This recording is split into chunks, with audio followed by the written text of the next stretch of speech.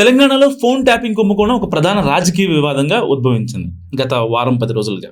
గత బీఆర్ఎస్ ప్రభుత్వం కేసీఆర్ నాయకత్వంలో రాజకీయ ప్రత్యర్థులు, జర్నలిస్టులు, యాక్టివిస్టులు, కాంట్రాక్టర్లు, పొలిటికల్ అనలిస్టులు, చివరకు జడ్జీలు, కుటుంబ సభ్యులపై కూడా అనధికారికంగా నిఘా పెట్టారని చెప్పి ఆరోపణలు వచ్చాయి. సో ప్రస్తుత కాంగ్రెస్ ప్రభుత్వం ముఖ్యమంత్రి రేవంత్ రెడ్డి నేతృత్వంలో ఈ ఆరోపణలు మొత్తం దర్యాప్తు చేస్తుంది. చాలా గట్టిగా తీగలాగితే డొంక కదులుతుంది అనుకోవచ్చు. కేసులో A1 నిందితుడైన ప్రభాకర్ రావు ఏడాది తర్వాత ఇండియాకి వచ్చారు. ఆయన విచారణలో కేసు కొలిక్కి వస్తుందని అంతా భావించారు. కానీ 4 సార్లు విచారణకు వచ్చిన ప్రభాకర్ రావు ఎవరి పేరు చెప్పట్లేదు, కనీసం విచారణకు సహకరించట్లేదు. దీంతో ఈ కేసులో కేసీఆర్ పాత్రను నిరూపించడం రేవంత్ రెడ్డికి సాధ్యమవుతుందా అన్న చర్చ జరుగుతుంది. తెలంగాణలో బీఆర్ఎస్ ప్రభుత్వ హయాంలో రాజకీయ ప్రత్యర్థులు, జర్నలిస్టులు, యాక్టివిస్టులపై అనధికారిక ఫోన్ ట్యాపింగే జరిగిందని ఆరోపణలు మాత్రం గట్టిగా వెలుగులోకి వస్తున్నాయి.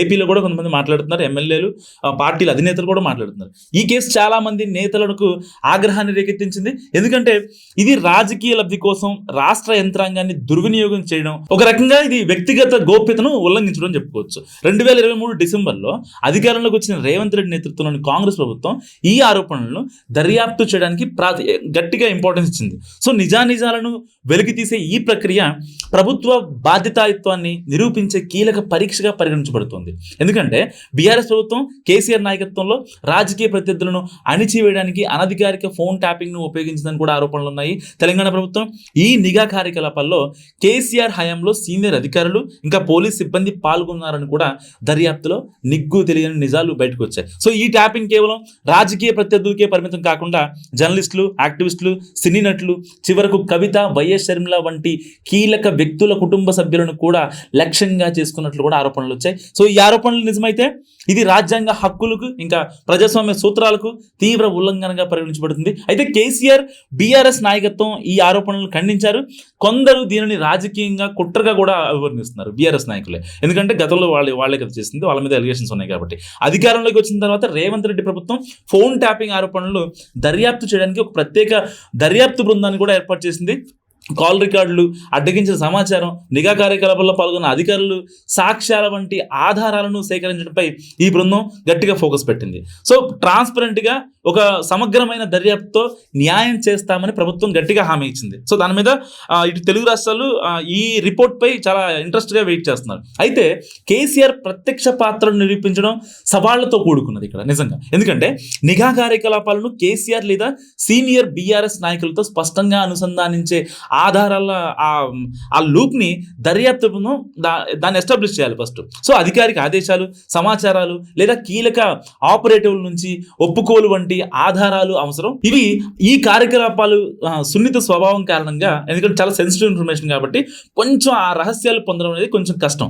సో నిఘా సామాగ్రి మూలాన్ని గుర్తించడం, ఇంకా ఎన్క్రిప్టెడ్ సమాచారాన్ని విశ్లేషించడం వంటి సాంకేతిక సవాళ్లను దర్యాప్తులో ఎదుర్కోవాలి. ఎందుకంటే దాంట్లో కూడా టెక్నీషియన్స్ గట్టిగా ఉంటారు. సో నిబంధనలకు కట్టుబడి ఉండాల్సిన చట్టపరమైన సంక్లిష్టతలు దర్యాప్తును మందగించవచ్చు. ఎందుకంటే కొన్ని ఏమన్నా ఎర్రర్స్ వస్తే ఈ రిపోర్ట్కి ఆ ఎర్రర్స్ ఏమన్నా కొంచెం అడ్డుపడితే ఫైనల్ రిపోర్ట్ మీద ఎఫెక్ట్ చూపించే అవకాశం ఉంటుంది. సో చట్టవిరుద్ధంగా పొందిన ఆధారాలు కోర్టులో ఆమోదయోగ్యం కాకపోవచ్చు. ఇది కేసును మరింత క్లిష్టతరం చేస్తుంది. సో రేవంత్ రెడ్డి ప్రభుత్వానికి ఫోన్ ట్యాపింగ్ దర్యాప్తు కేవలం సత్యాన్ని వెలికి తీసే సమస్య కాదు. ఇది పారదర్శకమైన, బాధ్యతాయుతమైన పాలనగా దాని విశ్వసనీయతను నిరూపించే అవకాశం.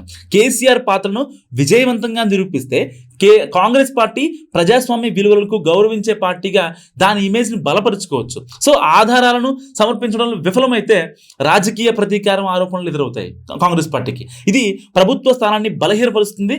దర్యాప్తు విజయం కేసీఆర్ లేదా అతని సన్నిహిత సహాయకులపై ఫోన్ ట్యాపింగ్ కార్యకలాపాలతో అనుసంధానించే ఖచ్చితమైన ఆధారాలు సేకరించడంపై ఆధారపడి ఉంటుంది. సో విజిల్ బ్లోయర్ సాక్ష్యాలు, ఇంకా నిఘా సామాగ్రి యొక్క ఫారెన్సిక్ విశ్లేషణ లేదా లీక్ అయిన డాక్యుమెంట్లు కీలక పాత్ర పోషిస్తాయి ఇక్కడ. అయితే కాలం గడిచిపోవడం, అధికారిక మార్పిడి సమయంలో ఆధారాలు నాశనమయ్యే అవకాశం గణనీయమైన అడ్డంకులను క్రియేట్ చేసే అవకాశం ఉండొచ్చు. దర్యాప్తులో గణనీయమైన ఆధారాలు బయటపడితే న్యాయం చేయడం తదుపరికి అంటే నెక్స్ట్ లెవెల్లో కొంచెం సవాల్గా ఉంటుంది. సో హై ప్రొఫైల్ రాజకీయ కేసులు తరచుగా సుదీర్ఘ వాద్యాలు, ఇంకా ప్రజా పరిశీలనను ఎదుర్కొంటాయి.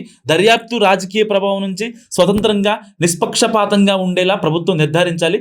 ఫోన్ ట్యాపింగ్ కుంభకోణం తెలంగాణ రాజకీయ చరిత్రలో ఒక కీలక ఘట్టాన్ని సూచిస్తుంది. కేసీఆర్ పాత్రను నిరూపించడంలో రేవంత్ రెడ్డి ప్రభుత్వం విజయం ఇంకా చట్టపరమైన సాంకేతిక రాజకీయ సవాళ్లను అధిగమించడంపై ఆధారపడి ఉంటుంది. సో ఈ దర్యాప్తు న్యాయం ప్రజాస్వామ్య సూత్రాలను సమర్థించే అవకాశాన్ని స్పష్టంగా క్రిస్టల్ క్లియర్గా కనిపిస్తుంది. అయితే రాజకీయ ఉద్రిక్తులను పెంచే ప్రమాదం కూడా ఉంది. ఒక రకంగా దర్యాప్తు పురోగమిస్తున్న తరుణంలో తెలంగాణ ప్రజలు, ప్రభుత్వం ఇంకా పారదర్శకత, ఆ బాధ్యతపైనే మొత్తం ఆధారపడి ఉంది. ఏ మాత్రం ఇక్కడ ఈ దర్యాప్తులో ఒక 0.1% డీవియేట్ అయినా, ఆ ట్రాన్స్పరెన్సీ ప్రజలకి కనిపించకపోయినా చాలా కాన్సిక్వెన్సెస్ ఫేస్ చేసే అవకాశం ఉంటుంది. ఒకవేళ కాంగ్రెస్ ప్రభుత్వం అనుకున్నట్టుగా ఈ ఫోన్ ట్యాపింగ్ వ్యవహారంలో గనక కేసీఆర్, మాజీ సీఎం కేసీఆర్ని గనక ఎస్టాబ్లిష్ చేయలేకపోతే కాంగ్రెస్ ప్రభుత్వం చాలా కాన్సిక్వెన్స్ని ఫేస్ చేయాల్సి ఉంటుంది. ఇది కేవలం ఆరోపణలు మాత్రమే అంటూ కూడా ప్రజలు కొట్టిపారేస్తారు. ఇంకా ప్రభుత్వం పైన, అంటే పర్టికులర్గా కాంగ్రెస్ ప్రభుత్వం పైన ఒక రకమైన భావన ప్రజల్లో ఏర్పడుతుంది. సో ఈ వీడియో గురించి మీరేమనుకుంటున్నారో కామెంట్ రూపంలో చెప్పండి.